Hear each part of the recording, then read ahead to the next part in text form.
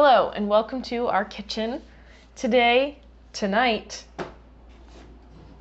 because we forgot to film earlier, but we have a great, easy, quick video for you on how to make fresh ricotta cheese on your own. This is the perfect cheese making project because it's super easy. Well, yeah, I mean, it's cheese, but it's not like how you would make cheddar cheese or something. But it's so great because you can make it at home and it's seriously like really, really easy. And it's something you can make ahead or you can make right before a meal. It's something that takes some time to strain, but not a ton. And if you don't mind it a little bit wetter, then you can do it in a short period of time. So let's get into it after the intro.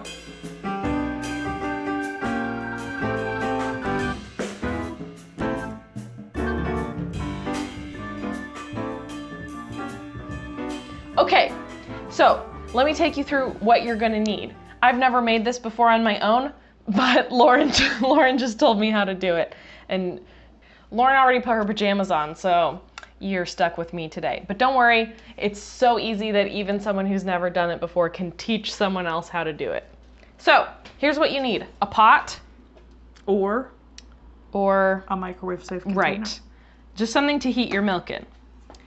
Milk of any kind. I mean, you probably want more like full fat milk because skim milk is just like more. Yeah, you get more whey and less. Yeah, so probably whole milk.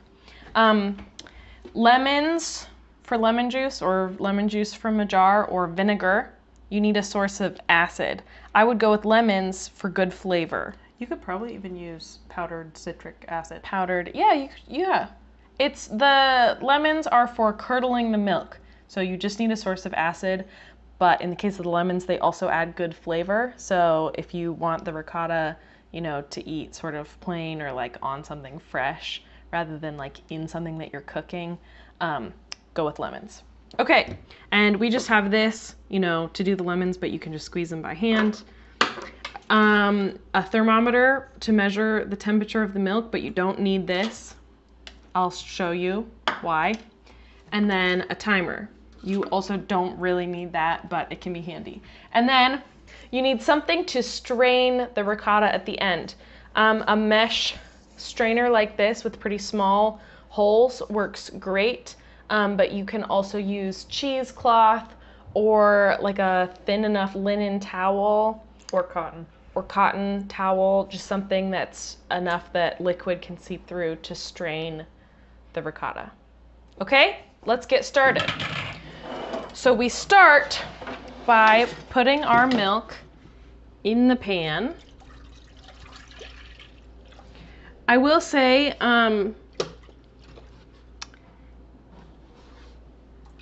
you're gonna get a much smaller volume than what I put in here. You're gonna get out much less ricotta than the amount of milk you put in because you have, is it the whey that's left over? Is that what that liquid is? It's like the water part of the milk will be left over, which you can use for all kinds of things like in bread baking or throw it in a soup or something. Like you don't have to put that to waste. It's valuable. So if you want a large amount of ricotta, you're gonna wanna do like a whole gallon of milk, but we want some of our milk to make yogurt, so we're just gonna do a little bit. So Lauren, thank you, has put this on medium-high heat. You can put it on whatever heat, pretty much. I mean, I do more than low, but we are gonna heat this to about 180 degrees, which I can measure with this. But if you don't have this, just heat it until it's steaming and starting to bubble a little bit. It doesn't have to be a full boil, or it shouldn't be, but a little bit of bubbling and you're good to go. So we'll come back when that's happening. Okay, here we go. Oh, look, it's forming a skin, it's burbling, it's 194 degrees, so that's more than enough, but that's fine. We're gonna pull it off, and then we're going to juice some lemons. Now, we don't really know how much you're supposed to put in, and honestly, you can't even really measure it by, the juice of one lemon because each lemon might have a different amount of acid in it because it's not about the amount of juice, it's about the amount of acid. So Hey, look, that one had like no seeds, Lauren. Nice. They're usually in the other half. What does that mean? There is one. They usually tend to grow on one half of the, yeah. Oh, interesting. Okay. So, do you think should I just do I like it pretty. It doesn't hurt to go too tangy. No. I mean, the flavor of the lemon juice is delicious, so. Yeah. I would just do 1 lemon because this looks like a juicy lemon. Yeah, it's got a lot. We're not doing that much milk. We're really not, yeah. This is probably enough juice for half a gallon. Yeah. Maybe even more. But what you do is you put the lemon juice in the hot milk. Here it goes. You give it a little stir. And you let it curdle.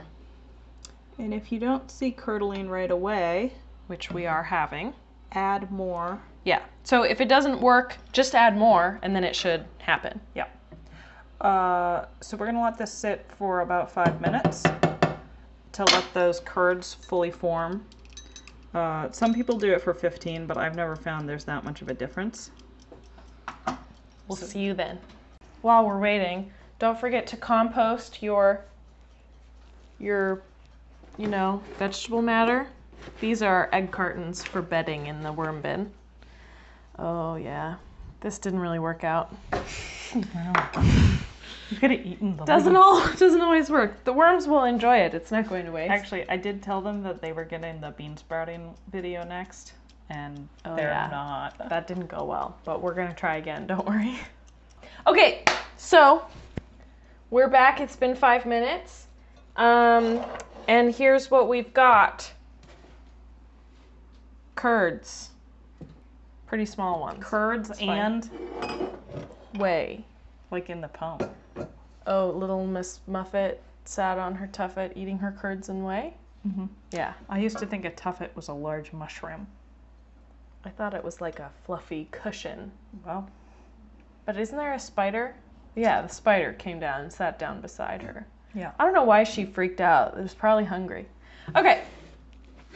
So, what we're going to do now is pour our mixture into the strainer with something underneath to catch the whey. Ready? Here we go. Kind of nice to have something that doesn't have as much of a flat bottom so that it doesn't want to go out the sides, but it was fine. I didn't spill that much. Now, April. Yes. If you wanted a really firm ricotta. Yes. You would for a firm ricotta, you would just let this strain for like a couple hours or even longer. I do not. Yes. I like a very soft ricotta. Like a pretty soft ricotta. Sometimes I even add whey back in. Yeah, but this is one thing. If you accidentally let it sit for a lot longer than you wanted to and it got really firm, just take some of the whey and mix it back in, and then it will loosen it up. Oh, and if you're doing a really firm one, do it in the fridge. Yes, just stick this whole thing in the fridge and let it drain for longer. However, we are just going to take what's here after not even a minute of draining, but this is, nice consistency. Plenty firm. Spreadable. Yeah. I eat it on toast in the morning. Great on toast. You can mix in some like herbs and olive oil, salt and pepper, and it's delicious. Or have it with fresh strawberries and honey. Have a sweet version. Yeah, you can have a sweet. You can bake with this, make lasagna. Yep. We have made really good homemade lasagna with this ricotta. Yep. So, I put it in a bowl. Here it is. I mean, maybe that doesn't look good to some people, but looks great. It looks delicious to me. You could do a little drizzle of olive oil. Yeah, so ways to season it. At the bare minimum, I recommend putting salt, pepper. Salt and pepper are great together. Drizzle of olive oil. You can add in a little more fresh lemon juice, fresh herbs in there. So good. It's lovely to season a ricotta and eat that fresh, or, you can do a really basic pasta or pizza with like Italian sausage, ricotta, and fresh basil. So what we're gonna do is we're gonna cover it. You could put it in a container with a lid. We have this nice bowl and a beeswax covering. Those are pretty cool. If you don't have one, just put a plate on it. Save the planet. But yes, that's another great thing, is just you could set a plate on top of a bowl. Perfect. Who needs saran wrap? Nobody. We definitely own saran wrap. We do, but you know, we try not to use it very often. All right, so then we're just going to find a free place in the fridge, like right here, and stick that in. And then we are also going to put this way in the fridge. And then when Lauren bakes bread tomorrow, you can do that, Lauren? I actually might make dough tonight and let it rise overnight. So Lauren will use that in her bread dough. So there you have it, how to make ricotta. The easiest thing, you know, like probably easier than scrambled eggs. Easier than yogurt. Way easier than yogurt. And we all said that yogurt could be done by anybody. And actually, sometimes we make yogurt and ricotta at the same time. Yeah, because you can heat up all the milk at the same time and then use some of it for yogurt and some of it for ricotta. Double duty. Yep. One pot. So you better make ricotta and let us know how it goes. And if you like the video, leave a like. If you have something to say about it, what's your favorite ricotta recipe? Comment. Yes. Oh, yes. What's your favorite thing to eat with ricotta? Because chances are, if you're watching this video, you like ricotta. And if you want to see our other videos, subscribe and hit the notification bell thing. Okay. See you next time. Bye.